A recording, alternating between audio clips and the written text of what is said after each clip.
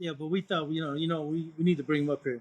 So you came up on a supply route, right? A resupply mission, Mm-hmm. and then you didn't know you were going to stay, but you don't know also that I told all the platoon sergeants, "Well, I'm gonna break Carl's heart tonight. He's not going back." And they were like, "What?" So they said, "When are you going to tell him?" I said, "I'm going to tell him in a nightly club in our meeting this afternoon." They're like, "All right, we want to be there to see his reaction."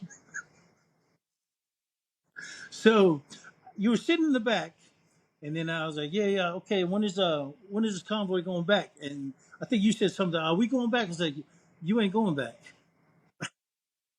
And the look on your face was like, "Huh?" My soul left my body. I tell you, sir.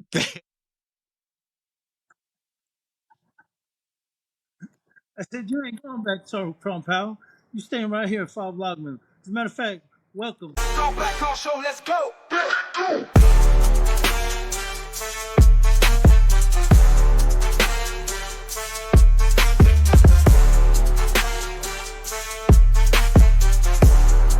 Go back on show, let's go.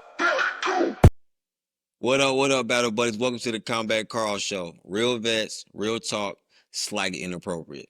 I'm your host, Combat Carl, Army vet, and your favorite supply guy.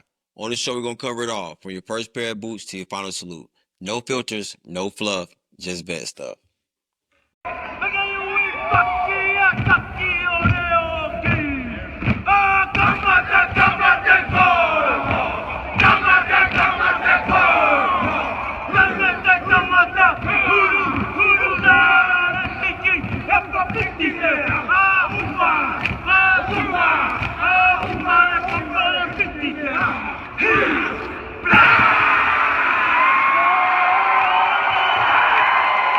What up, battle buddies? Welcome to the Combat Carl Show. This is not any episode. This is one of my favorite episodes. One of my favorite people in the whole motherfucking world. I want to introduce you all, guys. Anybody and everybody, boys and girls, ladies, just all around the world. I want to introduce you to Super Saiyan, Samoan, First Sergeant, David Patuai, Luli, people. How you doing today, Top? Talk to him, baby. I'm so excited for this. And you overhyped me, brother. Appreciate that. Oh, Top, I'm excited, my man. I couldn't wait to do this episode with you. I know we took us a long time to get it together, but we here now. I got on my radar shit just for you, Top. Just for you. You know what I'm saying? Just for you, my man. How you doing today? Doing great. Uh, hell yeah, man. So let's just get this start. Let's get the show started, man. I just want to give you your flowers, Top. I just want to give you your flowers, man. You one of the best first times I ever served under. In my whole career, I had a great one, Sergeant Major Barcina, but I mean, after leaving him to go to you was truly a blessing in my career. And I just want to give you your flowers, man. You was a leader. I was so glad when you took over the command. Whoo, Tom, I can't even tell you, my man. You were awesome, brother. You were fresh air. You were in a sunshine. I mean, in a dark goddamn day, Tom. I'm telling you, man. You brought it all back together, and it was amazing, man. And I'm proud to serve with you, man. I tell everybody about you, and you taught me so much, brother. And I just can't wait to tell the world about you. Let everybody see this episode. I appreciate it, man. I'm humbled, really.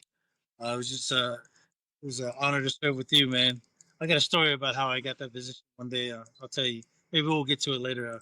We might get to it. We gonna get to it. Yeah. Let's just start the show off with the first time we met. I don't let's say I don't remember when you took over command. I just know, you know what, that I do remember somebody got fired. The great day somebody got fired, right? We'll circle to that. And then they said, yeah, you was coming in. And I was like, I didn't know you about you, but everybody was giving me great stories about you. You just was just smoke and everything. And I was like, okay, cool. And then, man, we talked and you broke it down, brother. And I just like, hell yeah, man. I'll go and battle with you any day of the week, brother. Any day of the week. So, man, I think we met in the back cages, right? Huh? Supply cage?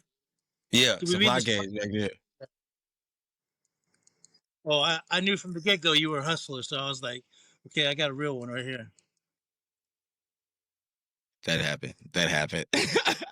We'll fix some lights later, man. I don't know the hell going on today. But anyways, I remember us in the field. and you fucking hunking them rounds around, loading them up. You know what I'm saying? And soldiers just loved you, man, for real, for real.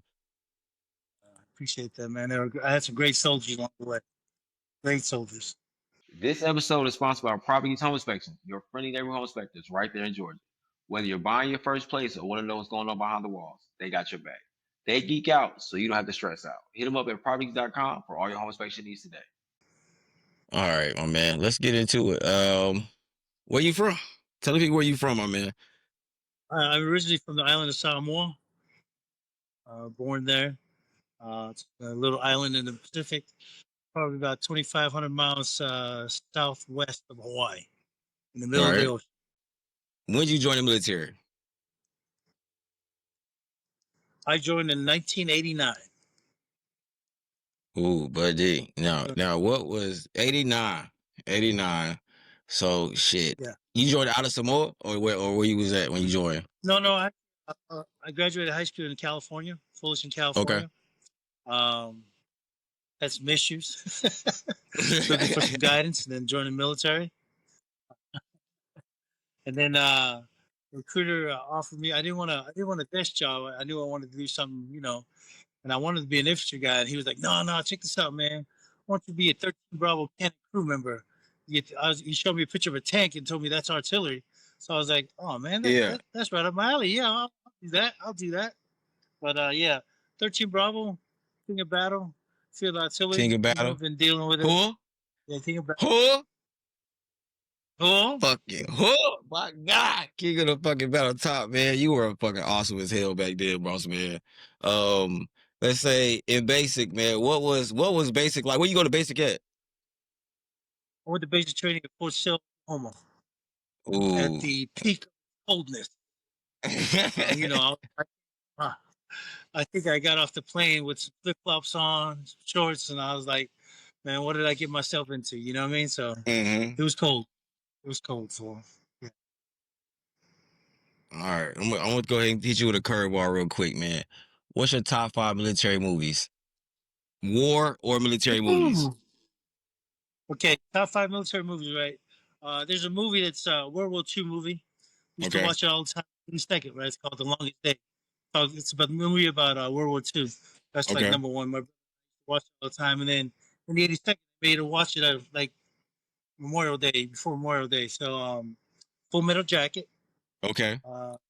There's a movie with Antonio Banderas called The 13th Warrior. That's a good movie. I ain't see that one yet. I ain't see that one.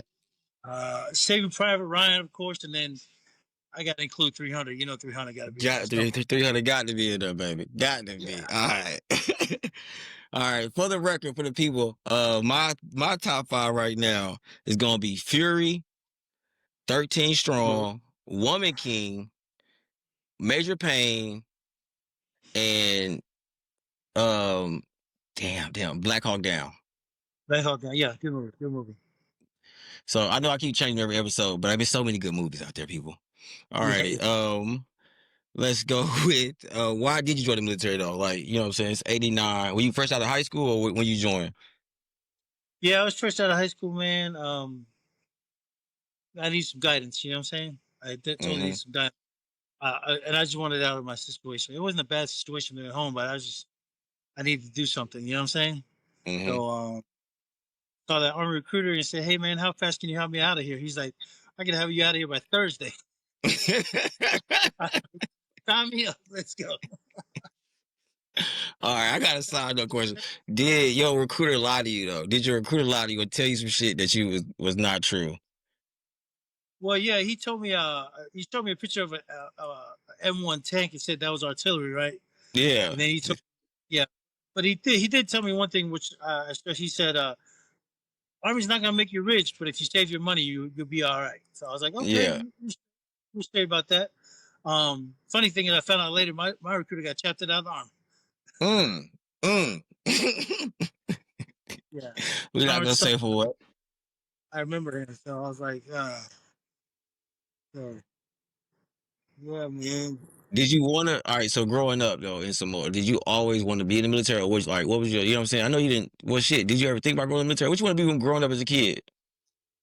Nah, I mean, growing up, military is the farthest thing from my mind. To be honest, I thought I Yeah, was going to play football. Every Samoan kid thinks they're going to play football, join the NFL, do all that stuff. But I wasn't that big and I wasn't that talented at the time, so I do some growing. You know what I'm saying? yeah, So yeah. yeah, I wasn't really sure what I was going to do. It just presented itself as the opportunity, and so I was like, you know what? Maybe I'll give this military thing a shot. You know what I mean? That way, I get some college paid for and do something. But my recruiter picked me up. Sign of the times, right? Um, he had a station wagon.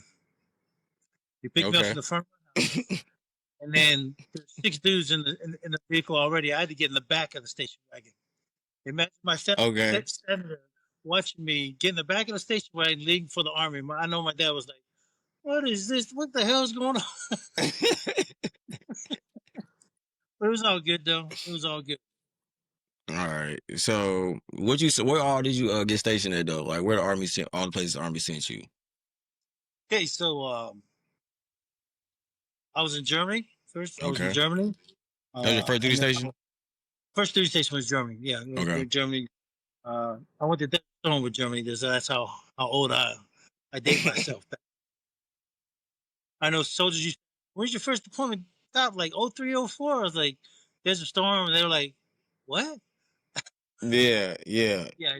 So after that, I went to the 101st Airborne Division, Fort Campbell, Kentucky. Mhm. Then I went to the 2nd Airborne Division in Fort Bragg.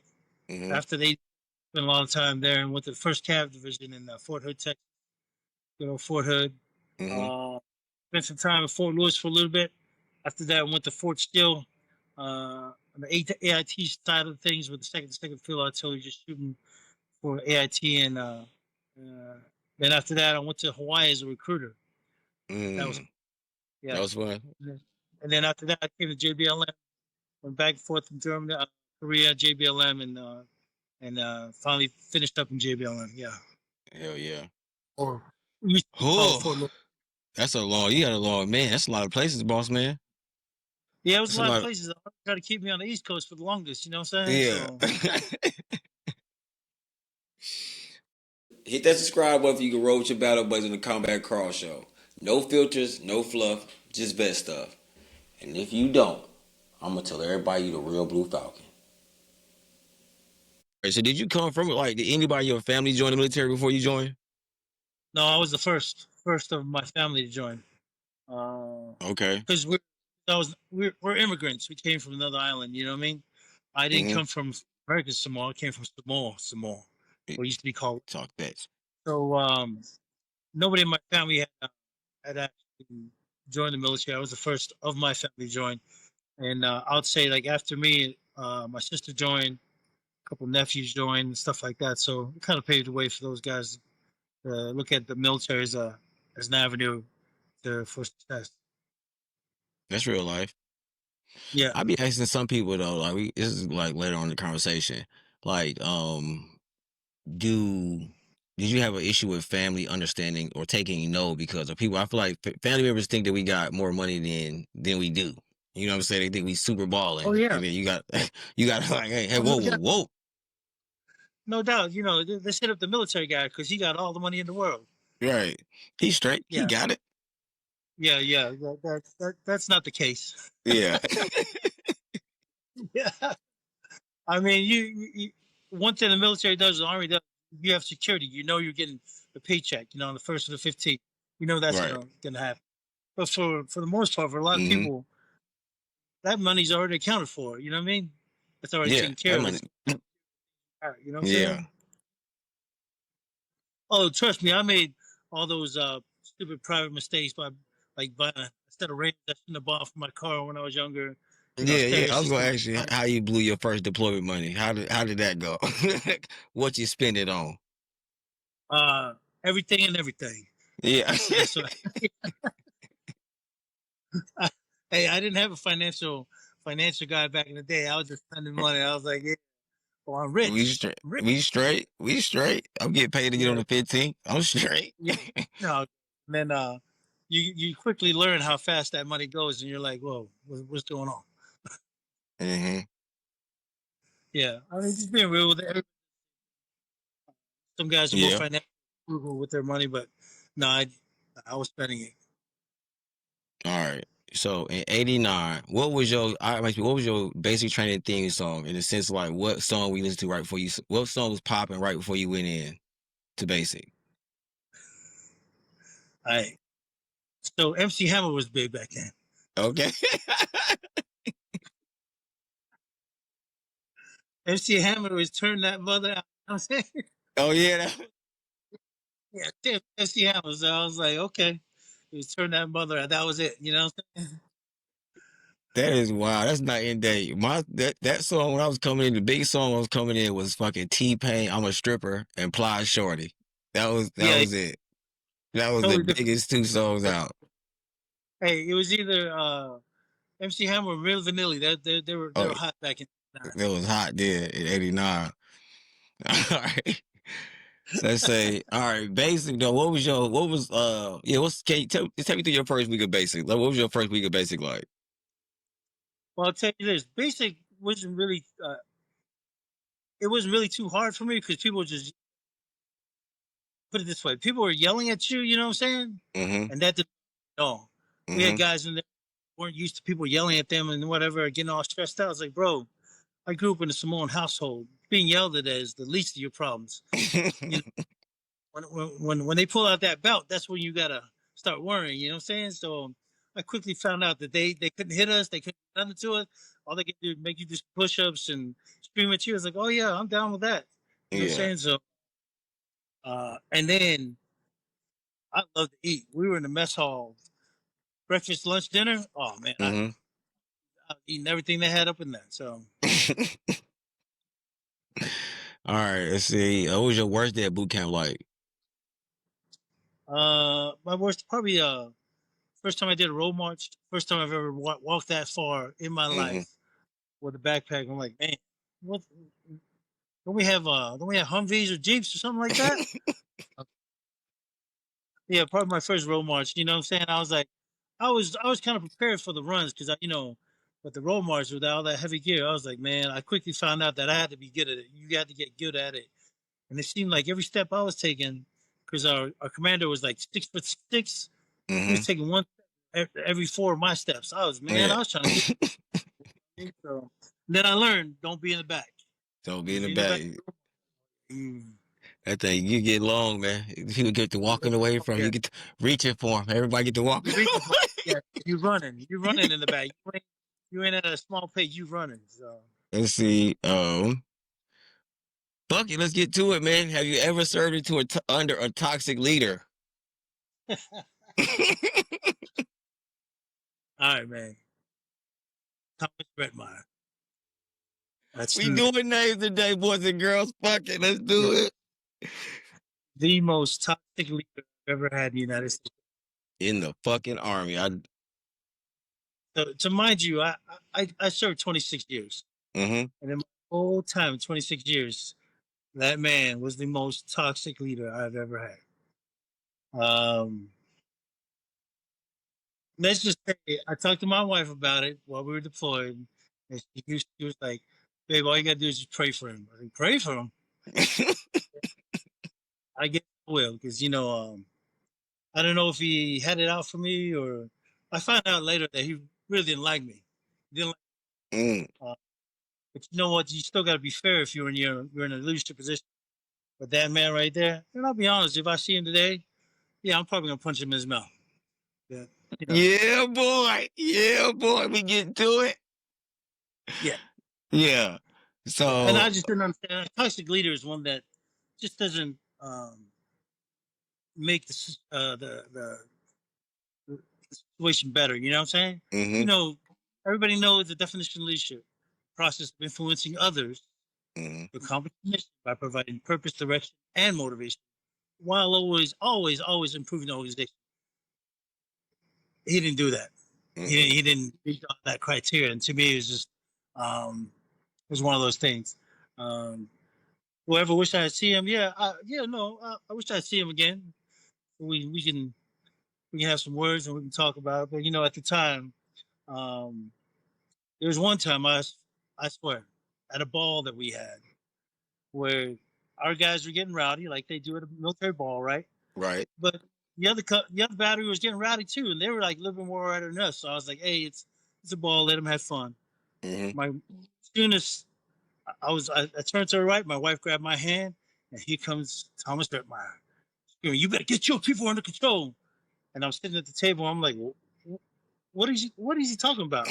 My wife, my wife squeezed my hand because she knew that that Samoan in me was about to come out and grab somebody by the throat. She was like, no, it's okay, baby. It's okay. So he walked away, and I was like, man, I, I, hey, that was gonna be the time because there was many times before that, but that was the one. I was like, you know, plus I was a little bit tipsy too. Come on now, Yeah. yeah, Yeah. He yeah. was He was he he was gonna find out what the Rock was cooking that night. So that was the Rock was cooking. we'll find out. And I'm not trying to be tough on a podcast. I'm just saying, no, No, no, he no. was. I will vouch for my guy. He took a real fucking life. Come get your son, motherfuckers. Don't play. All Oh right, yeah, all don't get right. So now. I mean, I got some professionalism in it, but I grew up in LA, baby. That's what we do. You know what I'm saying? that's what he top. I could not stand working under Ridmeyer. I couldn't stand working under Smith. I'm gonna call it. I hated Damon Smith. I hated him. I ain't like Sergeant Major Murphy. I got in trouble that time he fucking grabbed me off the fucking chopper. Like, cause Oh, it was me and yes, Smoke Parrish. yeah. Just please rolled up, huh? Yeah, I had my sleeves rolled up. It's 114 degrees outside. We just got off the chopper. Everybody else doing it. I'm just saying. Then he grabbed me. I hit him with the move top. I boomed the off me, and he started to put us in parade rest under the chopper. I said, "Oh hell, now it's my fault. You grabbed me." Hey, every leader has their little pet peeve, right? And that was his pet peeve. Don't roll your sleeves up on deployment. You know what I mean? So He didn't want nobody to look cool because he was short and weird. I'm sorry. Moving on, people. He had to get that right. out. I love it. I had to get that out. All right, so let's make it a better day now. Okay, who is somebody you looked up to in your military career? There was a lot of them. Like there really was a lot of them. Like when I first joined, there's a guy that was special forces NCO out in Fort Bragg, North Carolina. He retired as CW4, Nick Punimata. And Nick was like the ultimate warrior. You know what I mean? He's the ultimate guy. Played rugby with us. He always did the right thing, took care of a lot of people. So he was a big mentor in my life. We had several. Command Sergeant Major Fallen Nico, who was an engineer sergeant major. He's a legend in the engineer community. He took care of us, took us on his wing, you know what I mean? Took care of us out there. Um, I had Sergeant Major Big Moto, ended up being finished up as 18th Airborne Corps Sergeant Major. I didn't have a lot of interaction with him, but when I did, he was just a stand-up solid guy. You know what I mean? A lot of those people and stuff like that. One of them, I had Sergeant Major Mendez, who was old school. Old school, had a really thick, still has a really thick Puerto Rican accent. Yeah, you don't talk about man. You know what I'm saying? Major Mendez, man, old school. He's a great guy. Um, so Major Quiros was influential in our time 137 before he left. He was a great man, good guy. Took care of a lot of people. Sergeant Major Kathy was my first one. Command Sergeant Major Montavo. Got a lot of guys, man. Then we had Sergeant Major Robinson that came in on 137 once Retmeyer left. Hmm. Outstanding, just an outstanding person. Um, Oh, he was a good guy. I remember him. Yeah, he he was was a good guy. Yeah. just an outstanding leader. And I hate to throw him on the bus, but he came to my office the day Retmeyer left, and he sat me down and said, "Yuli, why does that guy hate you?" You know, I have no sound. I have no idea, sound. You know, you're just trying to keep it professional. You know, we had Sergeant Major Hughes over there too. He was a great guy. And then the people that I kind of grew up with in the military, Hmm. how Rooster Small, Smoke Alafune, California. Smoke legend. California. What's Yeah, going on, legend. my man? Yeah, you know, we kind of grew up in the army together. Helped, we motivated each other. Um, how he ended up in our battery is Redmeyer calls me. He's like, "Do you know this guy? His name was Alafune." I said, "I have no idea who that guy is." I was the best man at the wedding. So he was like, "I'm gonna send him down to you." It's if I said I knew him, he was like, "Oh no, I ain't putting y'all two together." Yeah. Smoke came down. Hey, there were mornings that at the battery when I just listened for him yelling and screaming back there, putting Hmm. people in check. And to myself and the commander, that was like music. I was like, "Oh yeah, they go Smoke. He's Yeah, laying down the law. yeah. He's laying down the People, law." And I think went to Conception said he was the loudest. People say he was the loudest in the battalion. He was the loudest. Period. Like, oh yeah, well he knew how to project his voice. You know what I'm saying? yeah, And he wasn't just uh, tough because he had the rank. He was tough because he was tough. You know what I'm saying? There's a yeah, right. story real quick about him. Some dude called him out, and we were younger soldiers. And Smoke looked at him, and he was like, "What?" And spit on his face. He's like, "What you gonna do now?"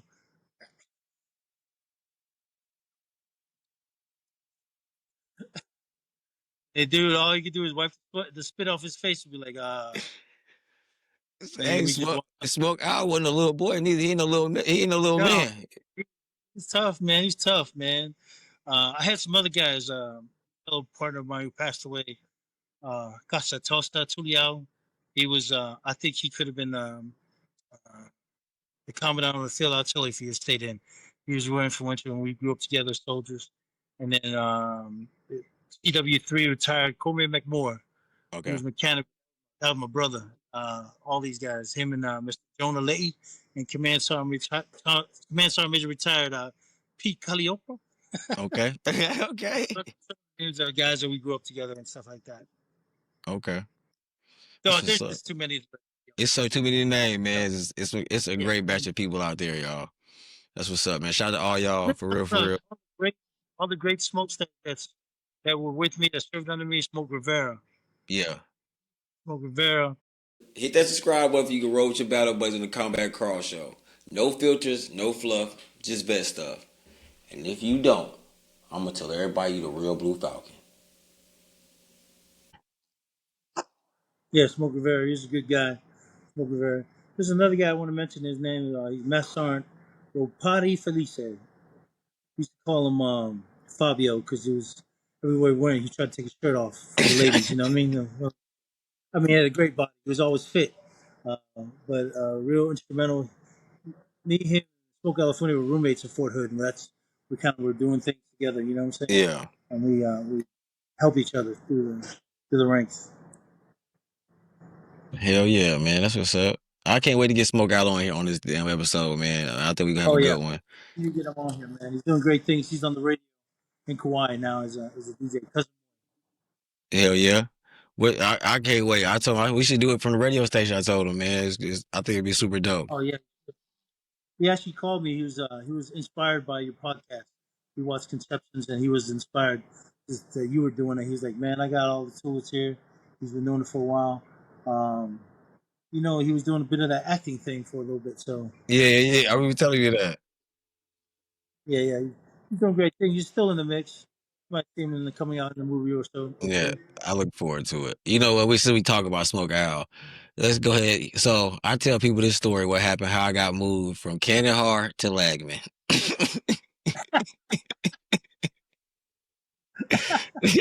Now it's two different files, people. It's two different files. I gotta help paint this picture. It's two different files.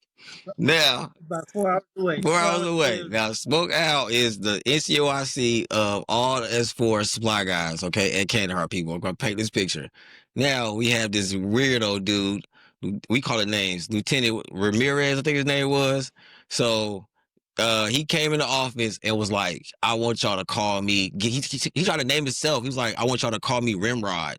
I'm not finna nickname you Rimrod. Get out of our goddamn office. And then it just went left. And I got fired like 2 days later. So you probably don't know this, right? Mm-hmm.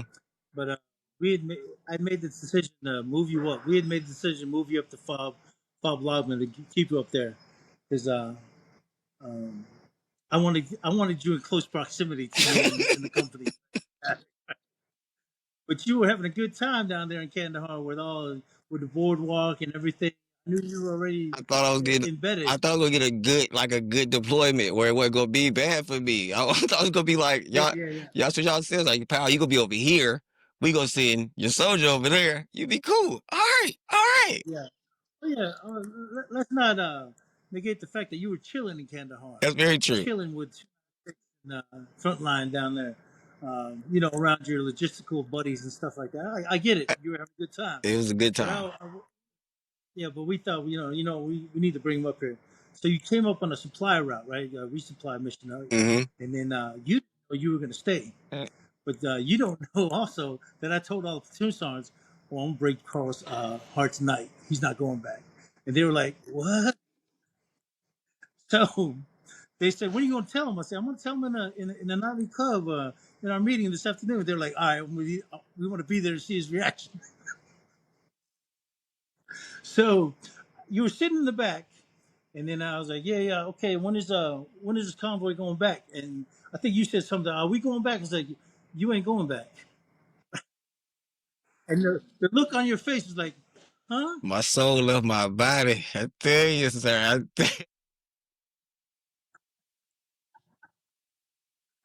I said, you ain't going back, Sergeant Crum Powell. You staying right here at 5 Lagman. As a matter of fact, welcome. Welcome home. He said, bring your stuff. I was like, my stuff? Man, all right, bring my stuff. It was raining. I never knew it was raining. The mud is so thick. It's like, it's everywhere. Your boots is another 10 pounds of mud.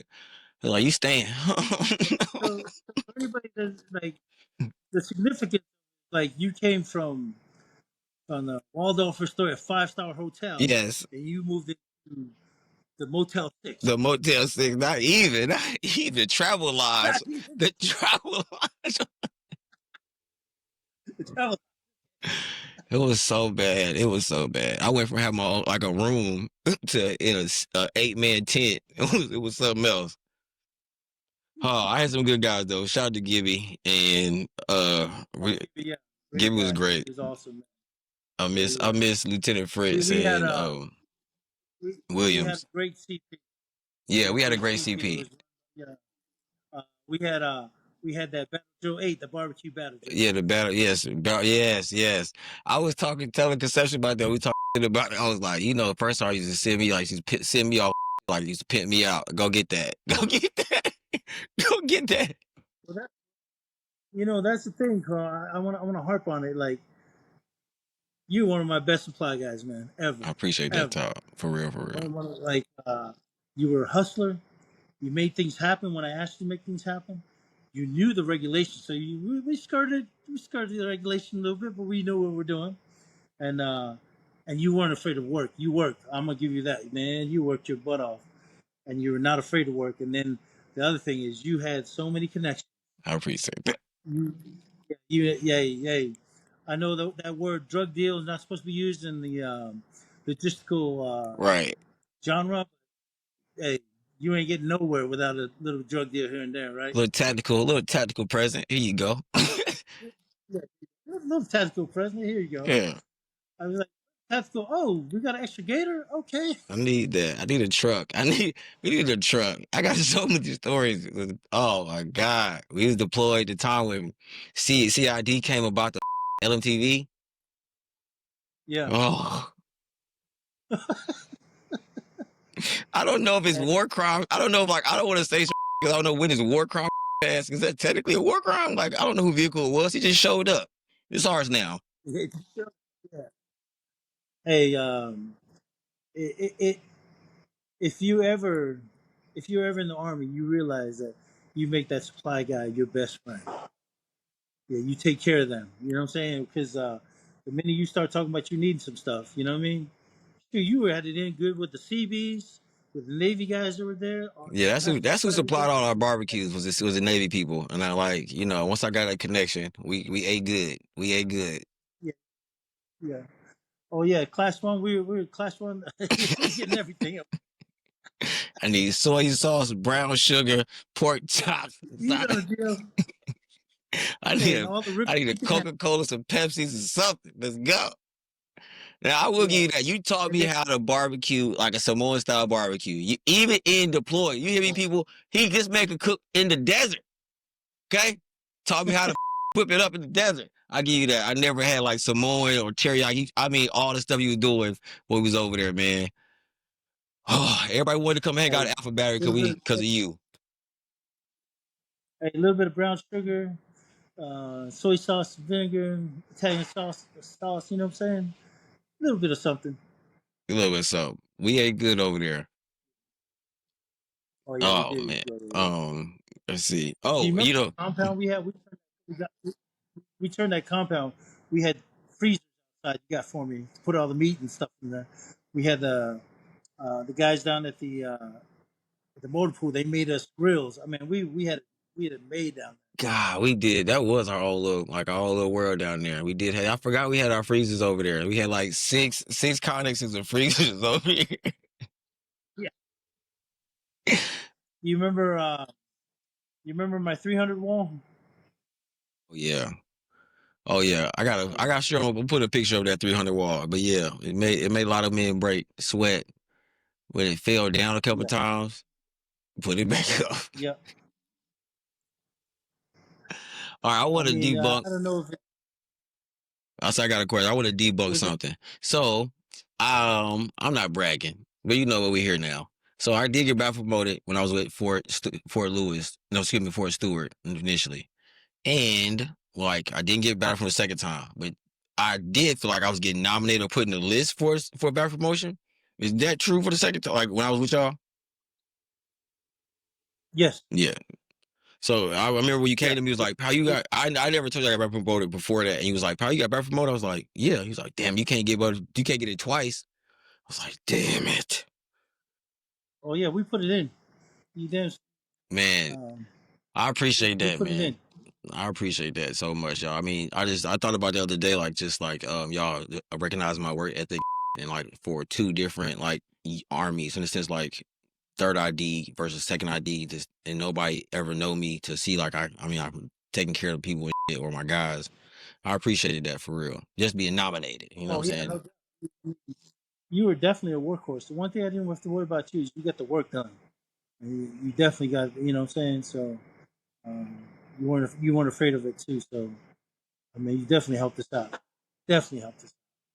I remember one time I up, right? We was at Garrison before we deployed, and I was like, "Yeah, you did give me." We had a list of ADO sizes before we list. I needed everybody's sizes for ADO, and we had the morning meeting, and I'm reading off the list. And around said, "And I didn't get Dave, I didn't get first arms. I didn't get yours either first arm." And I after I said it, I realized, oh, I just up. I just called out first arm in the meeting.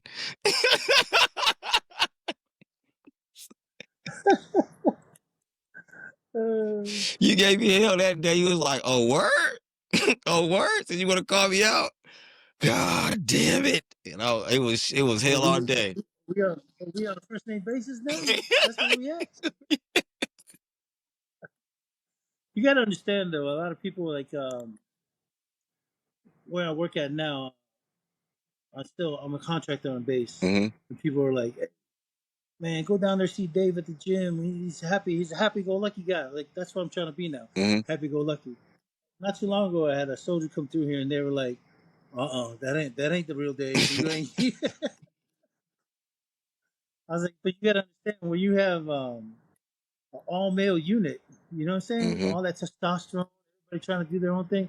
You got it. Somebody has to have that iron fist to be like, hey, no, we ain't doing that, or we're doing that, or you know what I'm saying? So You were the it, Hulk. You were the you, Hulk, and you had a yeah, smash, and it was like, oh shit, we in trouble, y'all. we Yeah, were. Remember, we were Avengers, what we call ourselves, yeah, right? right. We had Captain America. Yeah, Captain America. We had Captain America, You had and the then I Hulk. think Hulk Smash 7 or something like You. I that. forgot what Williams was. I forgot who he was, and Yeah, I was Deadpool. yeah, yeah. Good times, good people, great Americans, man. I miss them dearly. Yeah. Williams, I spoke to him recently. I'm just waiting for him to get on the show. Q Williams. Um, I, Yeah, I love him. he's a good man. He's a good man. God, he was amazing. I tell him like he was literally the best lieutenant or officer I ever like worked hand in hand with or side by side with, and all type of, like he was just super dope. I love Fritz, Lieutenant Fritz. I love G. Yeah, You know what I'm saying? Fish was like my brother. Like he was like my little. He's like my older brother. Who was like just get in. Fish was like, you know what I'm saying? Like, well, let's just do it. Like, well, let's just do it. Like, you know, we playing Call of Duty while waiting for listening to the radio. Like, Oh man. those are good dudes, man. Good. We had a great. I See think we those had a great guys unit. on Facebook once in a while. I see those guys on Facebook once in a while doing great things, Hmm. living their life, having family, stuff like that. So I'm just happy for them. Hell yeah. All right, let's ask you another question. Let's get back on topic. And I'm going to ask you, what was your playlist, your top 3 songs of your playlist on one of your deployments? You yeah. Uh, so I got to go back to Desert Storm, right? I'm dating myself. Desert Storm, first time in combat situation. This is how old it is. We had a CD. Okay. We had the CD that we used to play on a little boom box in the back of the track. And this CD had the first song on there was "Love Is a House" of Force MDs. Love is a house. You probably don't even know what it is, but It missed me. It missed me on that one. Love in the house. Like we rolling into Iraq now. We live in Kuwait. We're rolling into Iraq. And Okay. this song is blasting Love is a House" by Force MDs. And I look to my left, it's just nothing but army armor just rolling. You know what I'm saying? Right. We going to do damage, right? And then you go from that song, which is a nice Love is a House song, to NWA Dope Man. Yeah.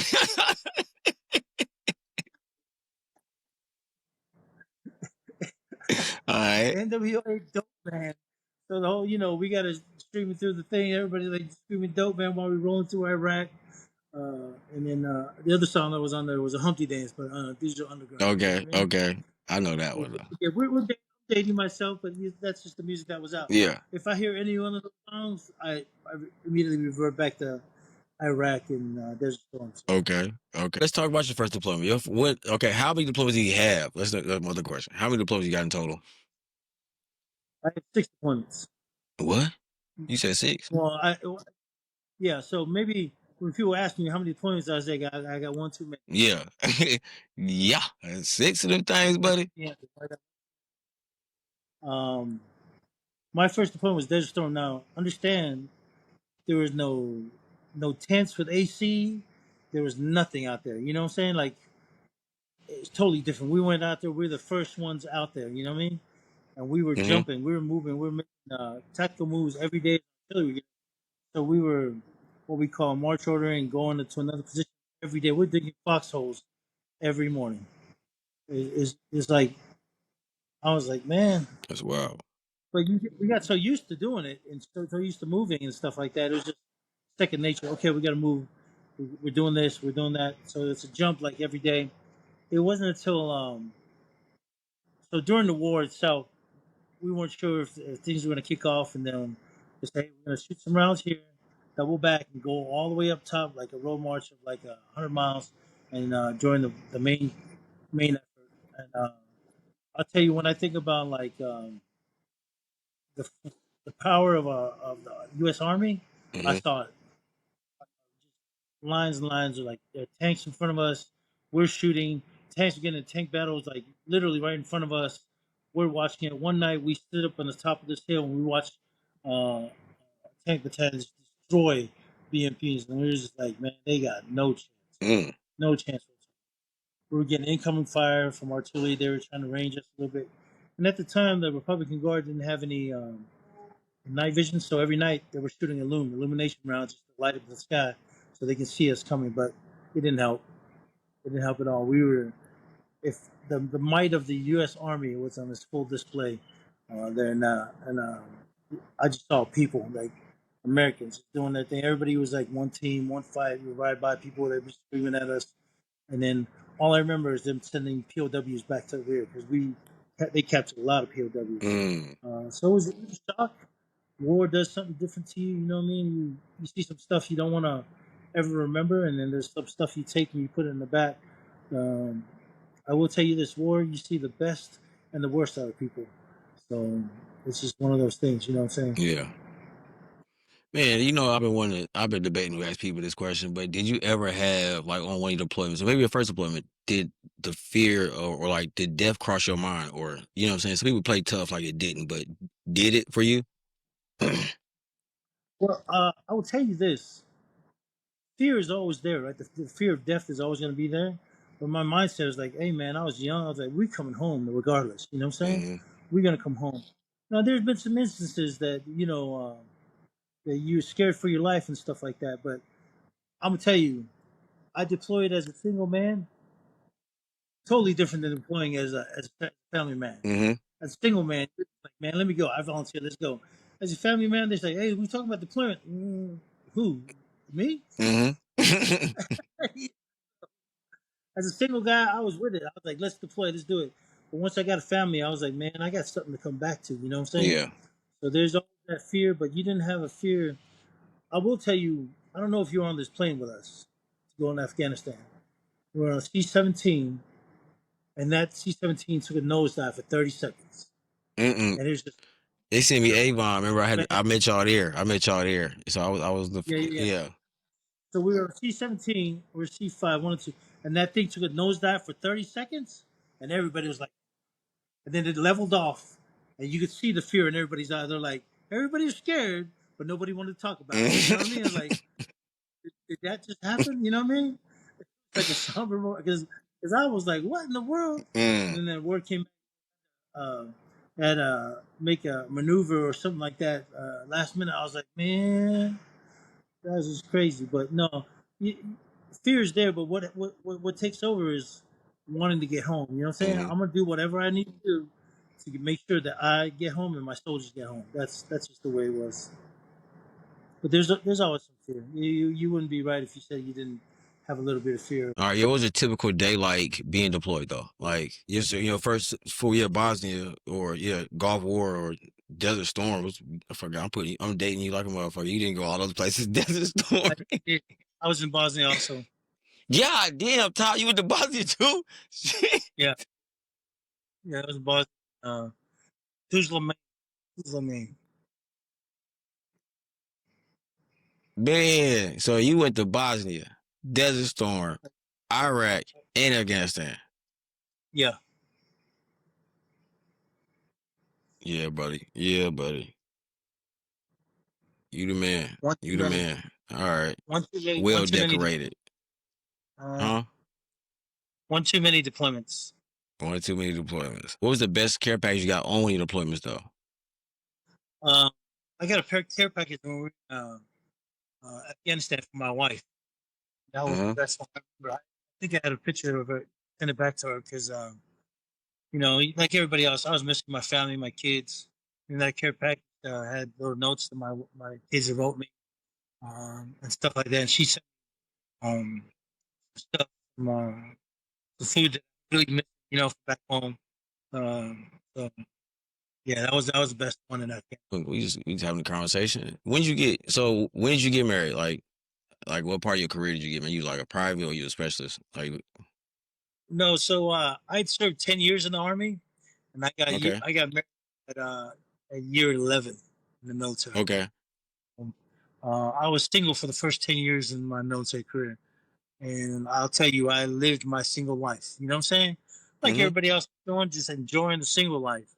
And then, to be honest with you, I didn't know there's another aspect of being a soldier, which is the married life with soldiers, kids, right? Right. 'Cause I Mm-hmm. was a young E5, and my soldiers come in to pick up my kids. I was like, what? Why you got to pick up Mm-hmm. a kid every day? Because I was single. I didn't understand. You know what I mean? You're right. This, I'd ask them, this happens every day? And they're like, yeah, it happens every day. It wasn't until I had kids, I realized, like, hey, there's a whole nother aspect to being married and being a parent. It's not just you that you got to worry about. Hey, my wife and I were both doing military, and she told Mm-hmm. me, hey, pick up the boy from daycare today because I can't do it. I'm like, we still at a range. What are you talking about? So yeah, that aspect of being a leader, both when you're single and both when you're married, is different. You know what I'm saying? Different Mm-hmm. aspect, and you got to learn to respect that too, and to respect the soldiers. When after I got married, I used to remind myself, hey man, don't you have to pick up a boy today? You better go. You know what I mean? Yeah. Yeah, I get them kids. You gotta get them You was kids. very family first though. When I met you, you already had kids and everything. You was a family man and everything. So you was very family first. That's one thing everybody says about you, man. You like a big family man. And I mean, I've been around your family. I've been to church events and other events and all type Yeah. of stuff. Well, a lot of it comes from my culture. It's Hmm. family oriented. It's all about the ainga or hana. It's all about family. So if your family home is not right, you come to work and doing stuff at work is not going to be right. You know what I'm saying? Hmm. It's whatever. If you have problems at home, it's going to affect you at your work, and you try to work through it. But there's always things like that's going to happen. That's um, I'm a big believer in family, man. Like that's good, right? So we. Y'all got a big family though, Top. Y'all got a big ass family. Oh yeah. Oh yeah. And then extend. Well, being Samoan, any Samoan that I meet, I'm probably related to him. Or Right. my wife, All of a sudden, some, he's your cousin. This yeah. is person on his I mean cousin. that's just the thing. That's my cousin, but really, yeah, that is my cousin. You know what I mean? And then, but it helped us in the long run. Like in deployments, you see a Samoan dude, like, oh, we're taking care. Don't worry about it, man. We're gonna take care of him. So that's just the way it is. You know what I'm saying? Yeah, Just look at I felt that, another. man. I felt that. Me, Yeah. you, Alafune, and man, y'all really showed me. I mean, y'all really took me in, brought me in, and showed me a lot of love, brother. So I mean, I definitely appreciate Oh that. yeah. And Chief Umi. Gee, Umi, Umi. yeah, man, man, God, I forgot about him. Yeah. Shout you Umi's out, Chief. he's he's leading he's in charge of he's doing security down in running a security company out in Vegas. They do the Super Bowl, they do big concerts and stuff like that. And he's Okay, the lead down there. He's doing great things, man. He's just a hell yeah. natural just a natural leader. All right, let me ask you this question then. Being that you had 24 years of service, right? 24 or 26, Top. 26. 26 years of service, 6 deployments. How has that affected how you see the world? Like, it's like, how's combat affected how you see the world? Um I would say it's made me appreciate things more. It's made me appreciate more. I came back from Desert Storm. I came back into the States to visit my family. We went to Magic Mountain, which is like Six Flags. Right? Went Hmm. over there. They had this thing.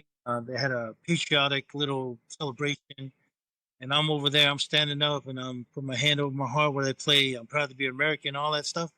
And I'm looking around at these people, and I'm like, they have no idea what we do for this country. You know what I'm saying? So Hmm. Yeah. uh, you look at that, and you're like, they have some of these people have no idea. But then you see the veterans. They give you this look. They be like, oh yeah, he knows. But most Americans don't know what we do as far as ensuring the freedoms that we love to enjoy and continue to enjoy now. But it gives you a secured look on life when you're sitting there and you're like, you know, yeah. But more so, if my kids could write a story about me, it'd probably be called "Living with PTSD." Mm. You know what I mean? Yeah. They're the ones that get the brunt of. They see the mood swings with my wife. They see all the stuff that happens um, more so than anybody else, and I love them and I appreciate them for being there. For allowing me to go through those times and stuff like that because it affects everybody differently. And Hmm. those that say they come out of there and they have no type of PTSD, if you go through a significant emotional event, which war is, even if you're sitting in Kandahar or you're going in Lagman or whatever, it's going to affect you in some kind of way. That's the truth about it. So it's affected me greatly, but I try not to let it affect my daily workings. I try to stay happy and try to keep a good outlook on life. Because if you go down that rabbit hole, like PTSD rabbit hole, which is Hmm. It's gets real. deep, It gets wild. It gets it wild. gets wild, it gets deep, and nothing might be happening physically, but it's all up in here. Hmm. You might be sitting in your car at a parking lot at 2 in the morning, and everything is happening right up in here. Yeah. So, so it definitely affects. Definitely. I think I mean I do agree with you. I think my kids I wonder how my kids are gonna view me or how they're going to I guess be in their older age because like my PTSD definitely altered the parent or the father I was going to be. I feel like. Yeah. You know, so I wonder, like, even I know I'm snappy, I know I'm short, I'm short tempered about certain shit or whatever. You know, it's ups and downs, but like I wonder, like that is something I'm curious about how that's going to like play out in his later years, and hopefully, like my kids understand, or all our kids understand, like the process or what it took, or like you know what I'm saying now the results of, Yeah. you know, yeah. So You've got to find coping mechanisms to help you cope with these. There's not a cure for PTSD. That stuff's going to be ongoing. You got to be able to cope with it. You know what I'm saying? hmm My kids know, like, I don't really try to move fast doing anything. You know, I just get up gradually. But when I pop out of that chair, something's happening. You know what I mean? They get that. What's going on? Something's going on. We got action, boss. we got action, bingo, we got action.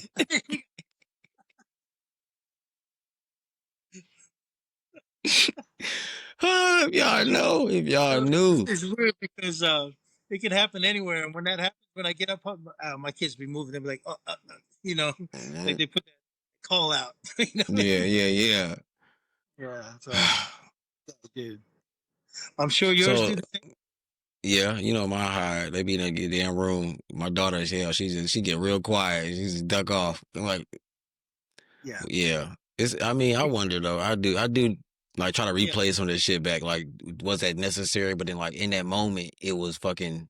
It was needed. You know what I'm saying? It was like how I dealt with it. Yeah. It's how you dealt in the moment. But it's good that you're looking at it from their perspective because, um, you know, my kids, I think about it too. My kids probably like, man, this dude crazy, man.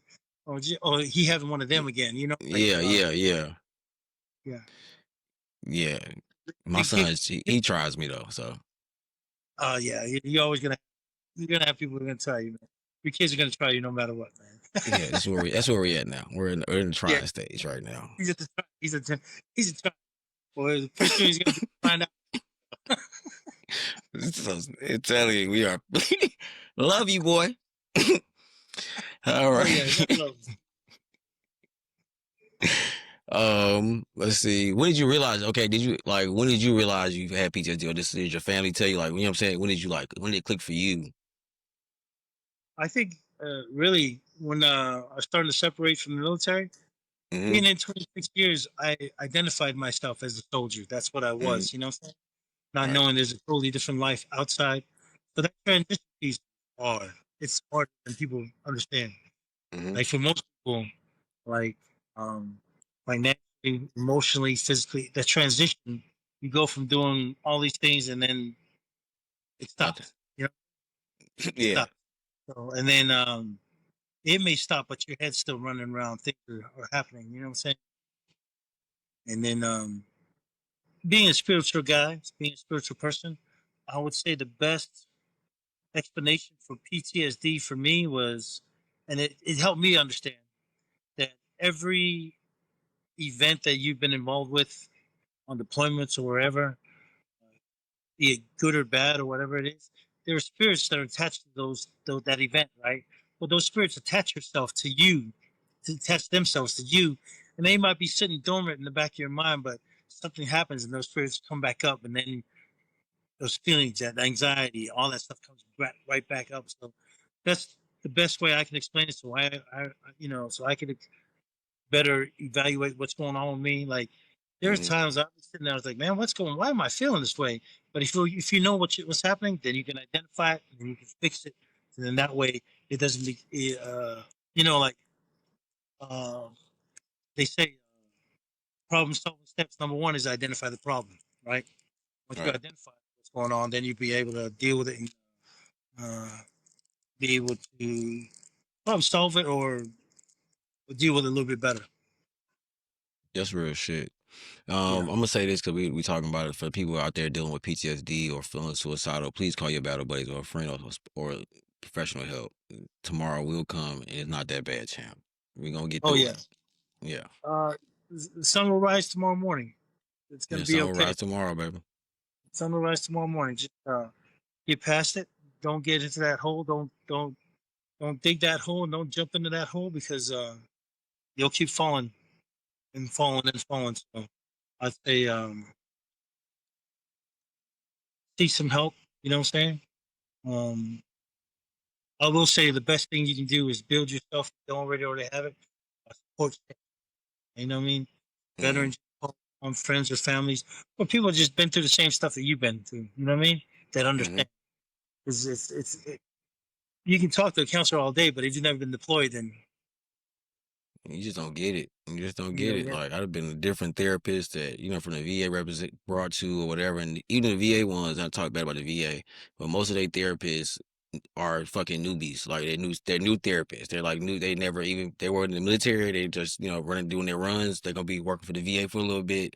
So they really is not. I'm yeah. saying they can't relate, but it really is not a relatability between me and them when I felt like when I was there, and then I just felt like more groups or me fellowship or politicking with my guys was better than me. Hey, I need somebody to know how to porta potty is in 130-degree weather. Right. Are your water sandy? Why is your water Yeah, yeah, sandy? yeah. Because I need somebody to realize that. You know what I mean? right. The best part of your day is to rip it in a honey bun, man. That's A just ribbon and a honey bun. Yeah. That's it. breakfast. That's Yeah, gonna be the joy of the day. yeah. All right, so fuck it, let's get into it. So do you feel like we won the war? Like you've been to a lot of different ones, different campaigns where we had to like the military had to do you feel like we won the war or any of them? I try not to get too political and stuff like Mm-hmm. that. I just try to look at what we were sent over there to do. And what Mm-hmm. we were sent over there to do, we did what we were supposed to do. I Whether dig we that. won the war or not, you know what I'm saying? That's the broad scope of things. You know, we Mm-hmm. helped a lot of people. I want to say when I went back, I was there for Desert Storm, Mm-hmm. Kuwait, stuff like that. Then I went back, when I went to Iraq again. I went on emergency leave and I flew back flew out of Kuwait City. I was sitting Mm-hmm. there looking at all these exotic cars and stuff like that, and I was trying to tell them, "Hey, I freed y'all." Don't do that.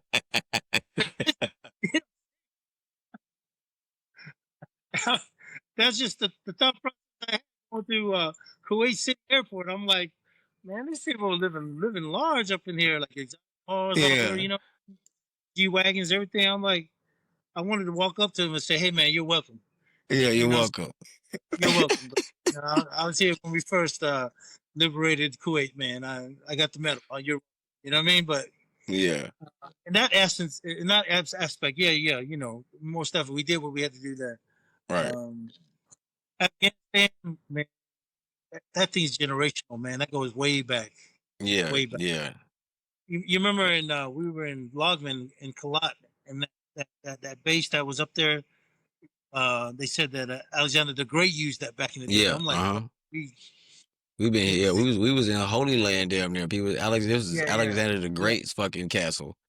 yeah, exactly. I was like, so some countries have been in war with themselves for a long time, well, long before we got there, Yeah. and it doesn't matter how much money you're gonna push, how much you're gonna pay for a well they we paid for the last deployment. You know what I mean? Mm-hmm. Yeah, but no, I think if you look at it as we did what we had to do and we accomplished the mission, and the mission was to go there, do what we were tasked to do, and bring everybody back home safe. So Yeah, I agree. I agree. I like the answer though. That was smooth, pimp. That was smooth. I like that yeah. one. All right. What was it like transitioning to civilian life though? Like 26 years. I mean, like you say you identified as like, I mean, hell, I still call you top. You know what I'm saying? Yeah, yeah. You know. So what was that like? Um, Probably one of the hardest things I've had to deal with in my life is the transition Hmm. because because of a lot of things. I was identifying as a soldier. I felt like my career was over. I finished up in the SRU because I was trying to do 30, but the Army Hmm. told me, hey, medically you can't continue. So I felt like a failure is what it was. So just didn't have a retirement ceremony, didn't do anything to celebrate retirement. I just didn't want to do it. I deal with it, And I kind of maybe cheated my wife and my kids out of that to celebrate my retirement. But at the time, I just didn't want to do it. I didn't want nothing to do with it. And at the time, you could choose not to go to do a retirement ceremony. I chose not to. It's kind of like there's an old song in the 80 seconds that says, "Old soldiers never die; they just slip away." I just slipped to my right and just slipped out of the military. But I slipped into a world of chaos and PTSD and just trying to figure things out because I just stopped being a soldier. You know what I mean? It was just feeling really apprehensive about what the future was going to hold for me and my family and the uncertainty of it. You know what I mean? Knowing what I know now, man, I'm good. I'm great. But at the time when I was going through it, it was a hard transition. And my wife would tell you, um, full disclosure, at one point I got so done with what I was doing and where I was living and everything like that. I came to McCord Air Force Base and found a flight going to Germany. All I had was my ID card, $20 in my pocket. I left all the credit cards at home. I jumped on that thing um, with no intention of coming back. I was just, no intention. I just wanted to be gone.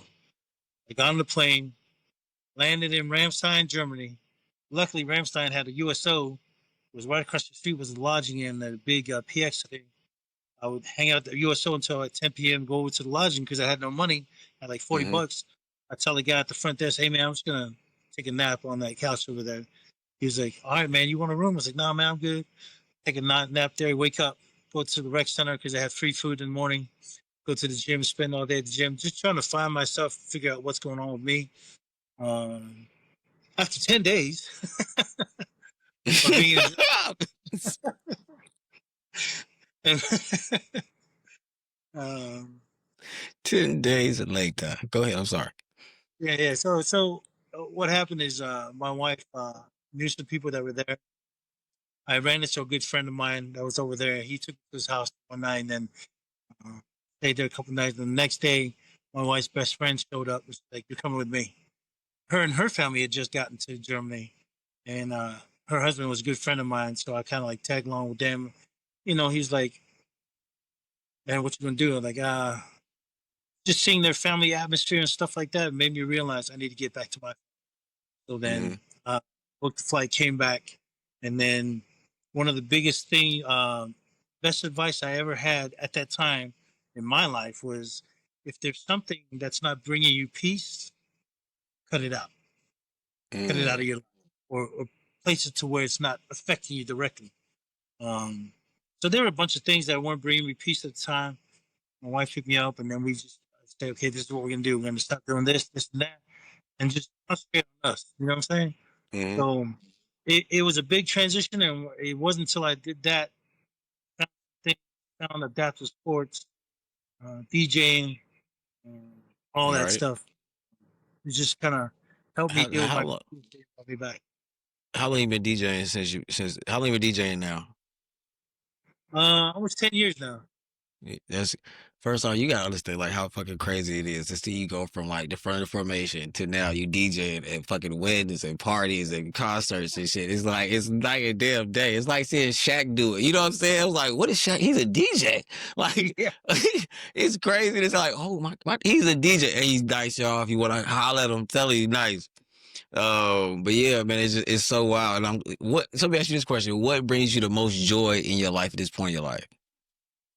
Oh man, that's easy, man. Right now it's my friends, my family, my friends, my faith, all the people around me, helping soldiers and DJing. You know what I mean? That's the core of what I do. Like helping in my job right now, I get to help soldiers transition, and I know it's going to be rough, so it's help Mm-hmm. them out.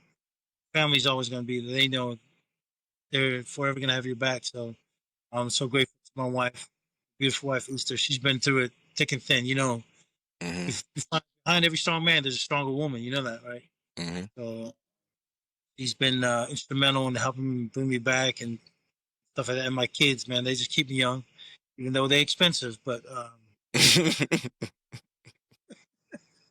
I love them. I love them, man. So the best thing that ever happened to our family Because we had 4 kids. They're all grown adults now. All right. Um, my second youngest boy is about to be 18. But the best thing that ever happened to me a year after I retired is we had another child. I Right. was Right. I was all over the place. I was going to Korea, coming back, just traveling. You know what I mean? I Yeah. came back. We pregnant. I was like, how did that happen? She goes, you know how it happened. So our son, our youngest boy is Tuko is 8 years old now. Best thing that ever happened Mm. is that Mm. boy gets all the hugs. You know what I mean? He's Yeah. been there for me. I've been here throughout his whole life.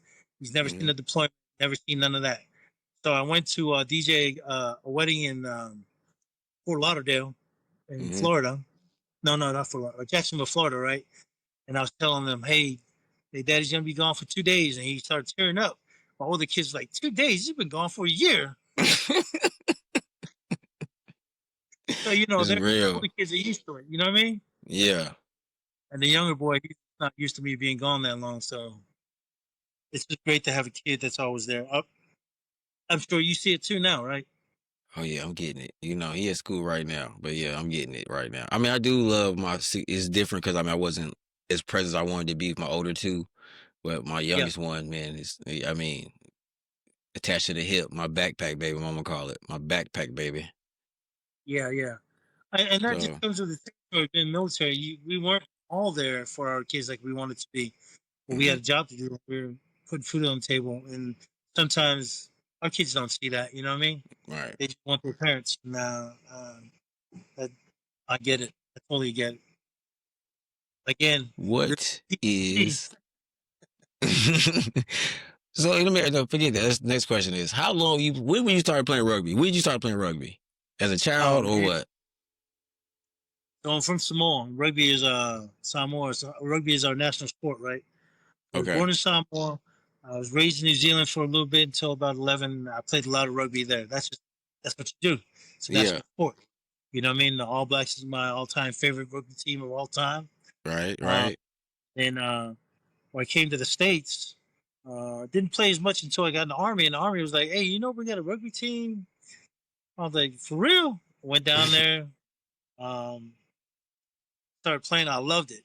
I loved it. hmm I loved the physicality of it. I loved tackling, and because I kind of grew up playing it, you're kind of a little bit better than most people that grew up in the Midwest and don't know what rugby is. You know what I mean? hmm A lot of rugby in Fort Bragg and Fort Campbell, and it was just great to go out there in these towns, Birmingham, Alabama, play against their team. Go down to Cape Fear, play against this. You just get to know people in different communities. Now, rugby in the Army is sort of it's not a varsity sport, but it's a sport that's played by mostly officers, right? hmm So, so most of the teams that are on were officer heavy. You know what I'm saying? hmm And man, they took care of us. They took care of us. Okay. My battery commander in Fort Campbell, 101st was a team captain for the rugby team, Captain Joe Mm. Connor. So on Okay. Friday night, he would come and pick me up from the barracks. He's like, "Get in the car, Dave. We'll go to his house and have a couple of beers, drink, and we're like, I need you here because I don't want to look for you tomorrow morning because I don't know where you're gonna be at." So I'm sleeping at the commander's house to get ready to go play rugby the next day. We played in Nashville or whatever, and everybody's like, "Man, what's up with you, the commander?" Like, "Oh no, we cool, we cool." You know what I mean? hmm He's just a good guy, man. Then um, a lot of West Pointers that played that along the way, trying to take care of me. My brother Tuko Tomopeau, who my hmm oldest youngest boy is his middle named after him. West Point rugby player, another great leader, range Mm. danger guy. Um, Played a lot of rugby with him. Great individual. I DJ'd his wedding in San Francisco, so a good time. Okay. But rugby, man. Now, So real quick, this is how I dealt with PTSD while I was in the military, and I didn't know this. A okay. therapist had to tell me. He said, "You played a lot of rugby when you were active." I was like, "I did." He's like, "What you did on the weekends, all that physicality, hitting, and all that stuff, they took care of all that PTSD, all that anguish, all that anxiety." And so Monday morning, you was good. I was like, I never thought about it that way, but it was just Mm. taking my down on the rugby field. So Maybe you need to play rugby. When the last time you played rugby, champ? When the last time you played though? Oh man, it's been a couple years. You know, getting a little bit older now. Yeah.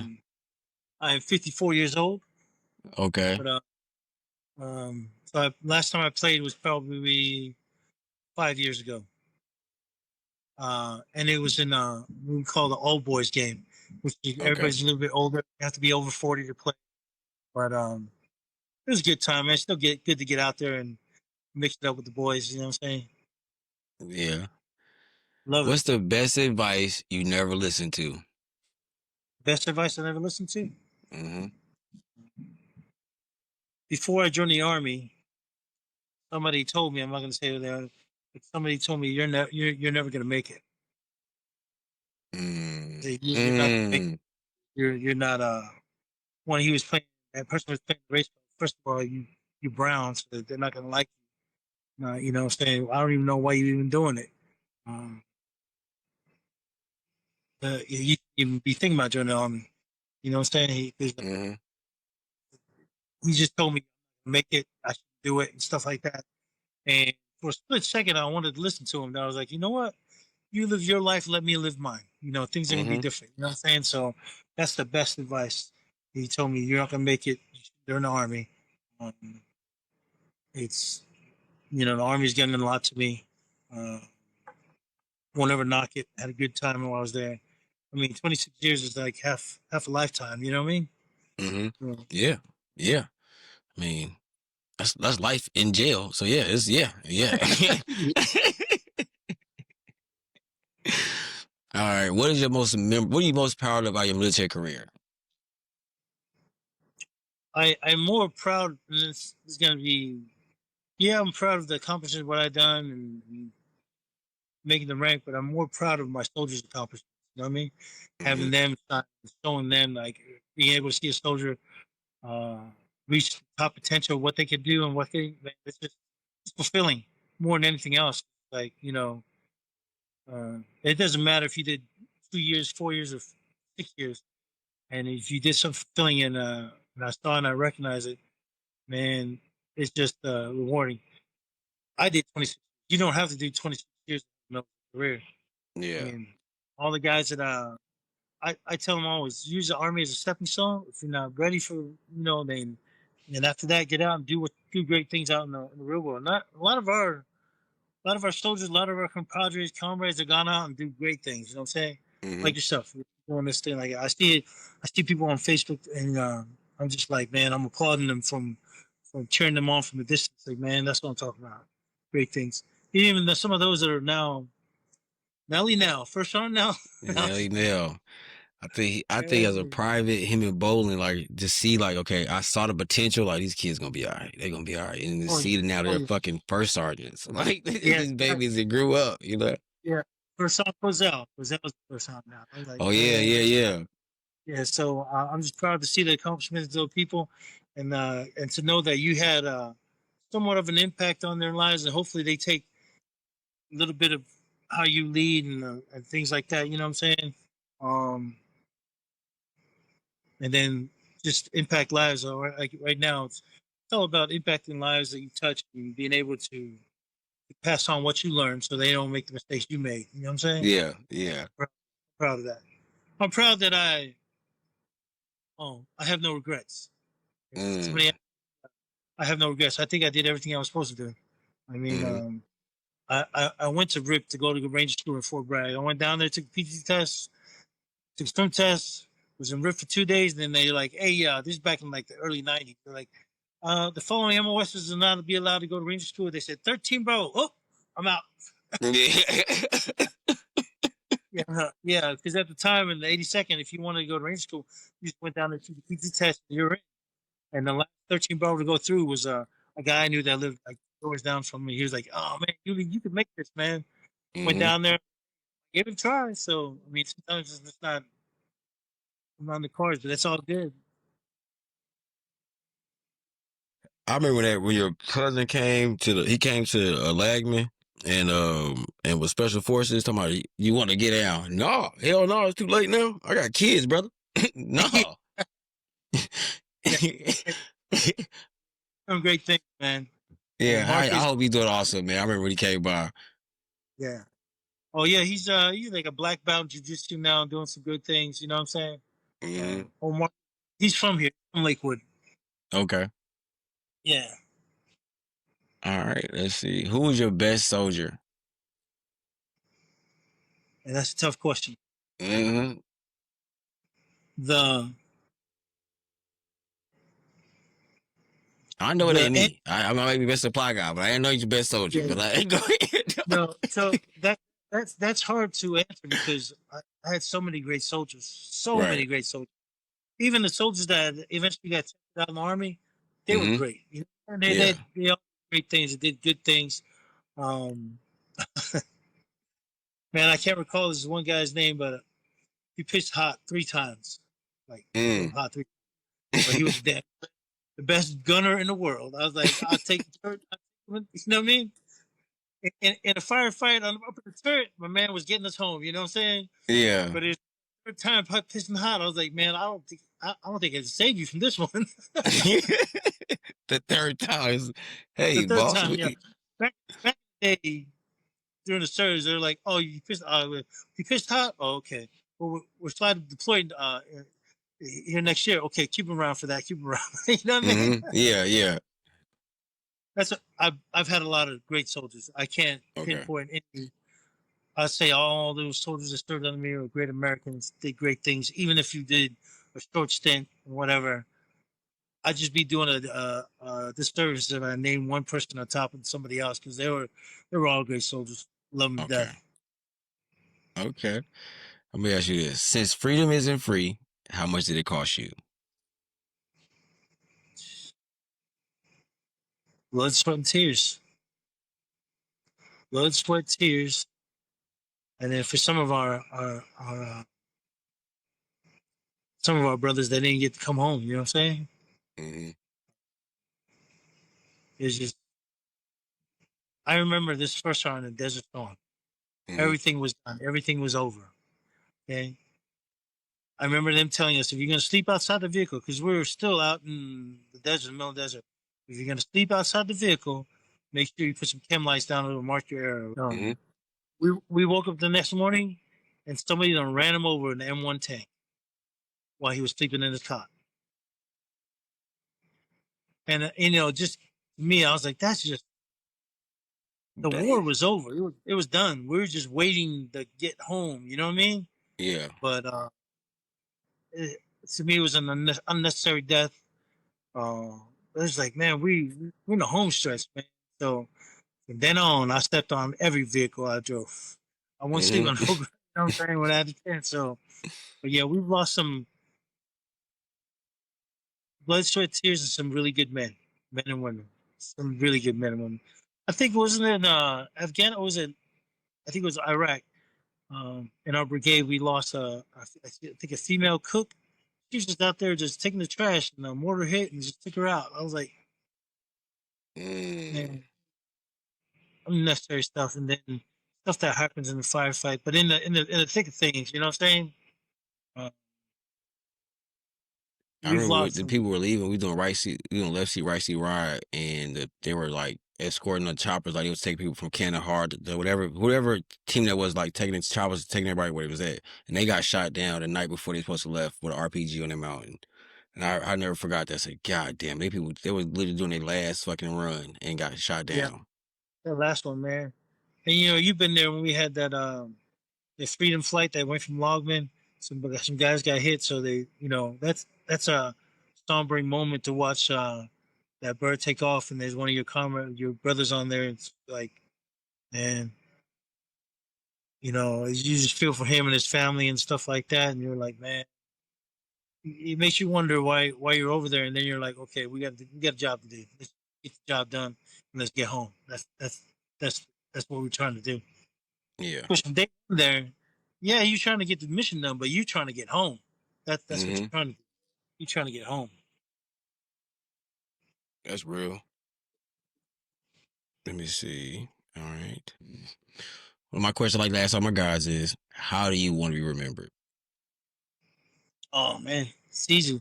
I just want to be remembered as a good person, a solid individual that took care of people. and created a family atmosphere for everybody there. I mean, they showed love. There's many kinds of love. Tough love, family love, and the kind of love, brotherly love. So I just wanted to be remembered as a guy that was always up front with people, and then that way, uh, you knew you did right. You know what I mean? I did right by my father's name. He gave me his name to carry on.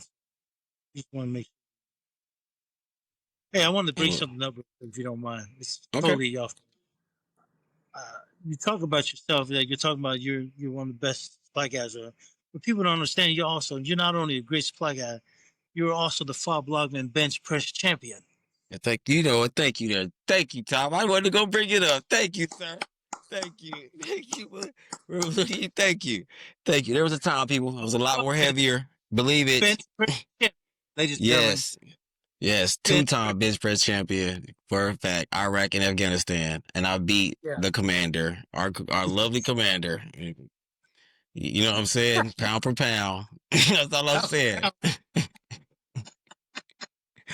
That's all I'm Yeah, you saying. did. You did beat him. Yeah. I wanted to throw that in there because I know you wouldn't bring it up. Like, yeah, That's bench very press. true. That's very true. I did beat his ass. I did. Uh,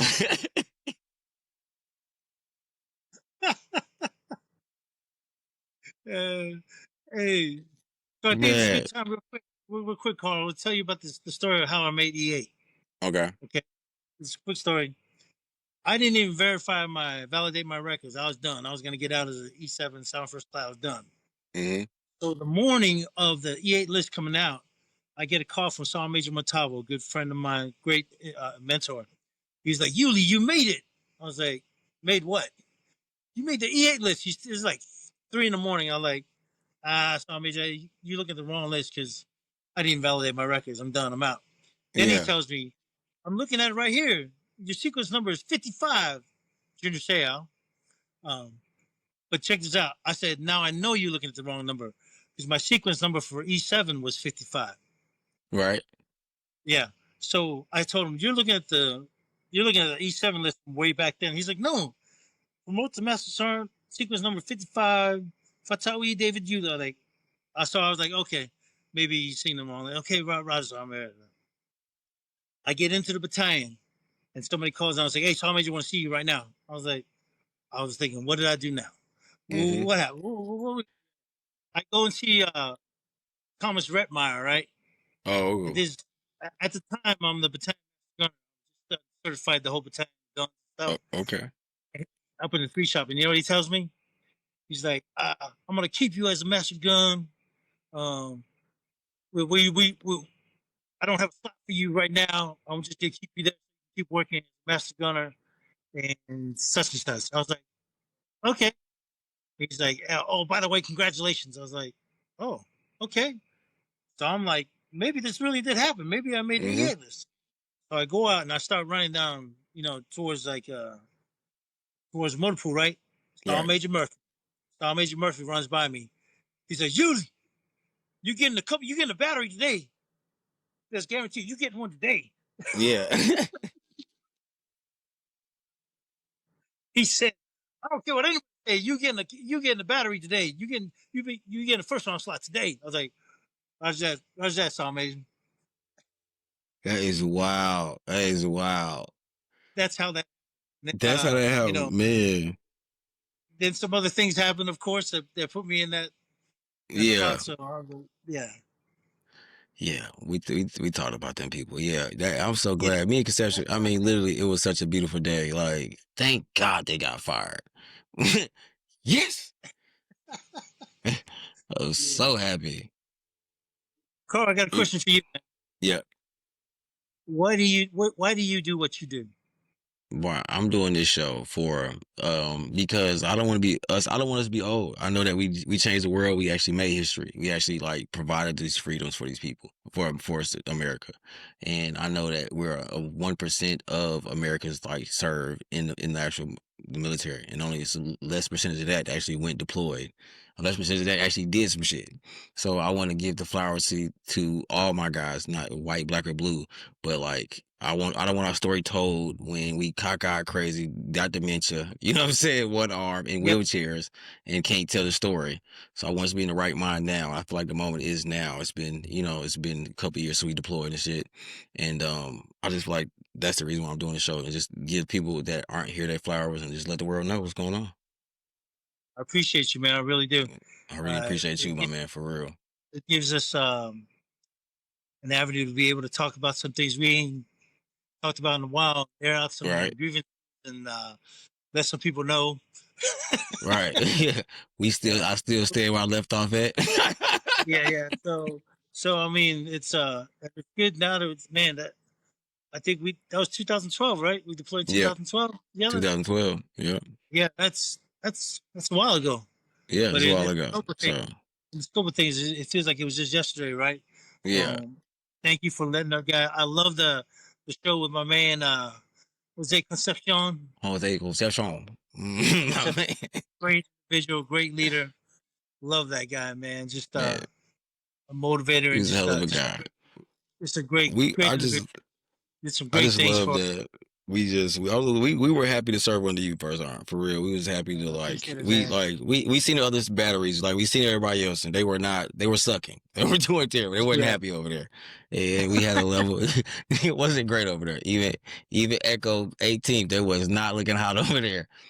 And yeah, I just want to say, man, we appreciate it, and you looked out for us, and you were a leader from the front, man, and somebody to aspire to like a career around, and man, you just took care of the soldiers, brother, and from in the uniform, out the uniform, on the clock, off the clock, he was always there, man. So this is one of the things people don't know, like how dope you were and all the dope he did. So I want to make sure we get that name out forever.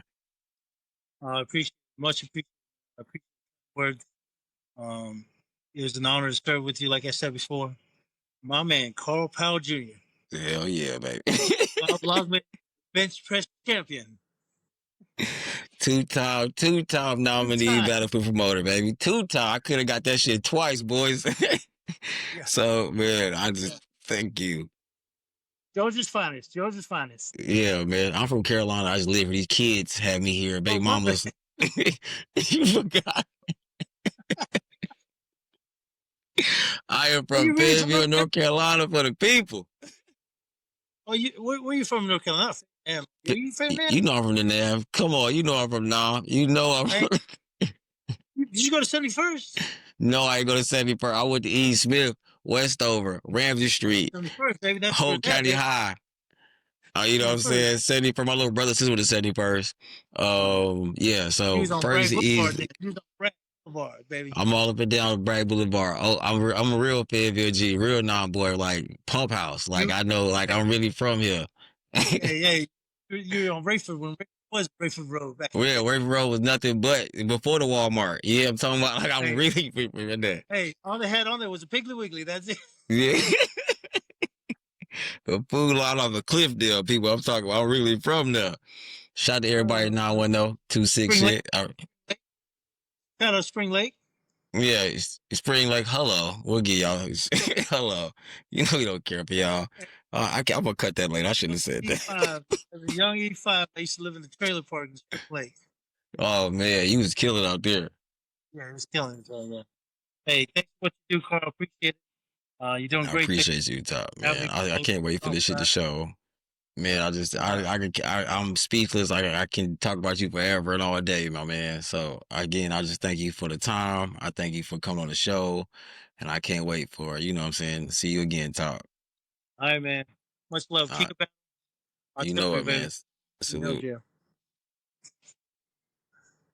That's a wrap on today's episode. Thank you for tuning in to Combat Carl Show. Make sure you like, subscribe, and share with someone who needs to hear this. For more updates and content, you can follow us on all social media platforms at the Combat Carl Show. Until next time, watch your six, keep grinding, and never let the world forget who the hell you are. Combat Carl, out.